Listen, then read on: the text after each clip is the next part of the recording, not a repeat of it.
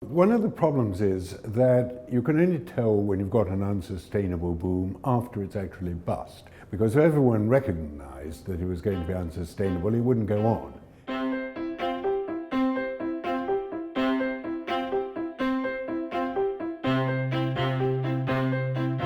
Macroprudential focuses on the health and prudence of the individual bank and tries to ensure that each bank has a portfolio which is as sensible and sane as the best in the bunch. The Macroprudential is much more worried about systemic issues. Macroprudential tends to lead all those involved to have the same kind of portfolio, which means that in response to a small shock, they're all probably safer. But if there's a large shock and they're all similar to each other, then the whole system can come down. What you need if you're going to try and reduce the amplitude of financial variations is to have a properly measured set of criteria, effectively quantitative criteria, which when they pass a particular threshold, you start taking counteractive measures. So that once credit growth properly measured gets too fast,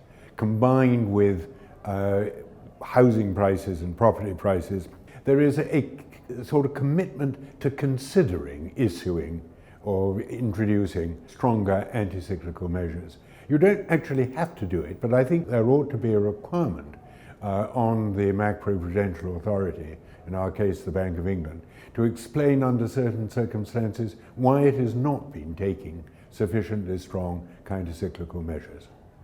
One of the difficulties is that the politicians always dislike having restrictive measures, and they always feel that the economy and housing prices and so on are doing brilliantly because they themselves have introduced such wonderful policies. Restrictive macroprudential measures in a boom will almost always be politically unpopular. The central bank needs to arm itself with sufficient quantitative analysis to be able to explain that when these conditions occur, the danger of a future crisis is sufficiently high to override the politicians' sort of natural dislike of restrictive measures.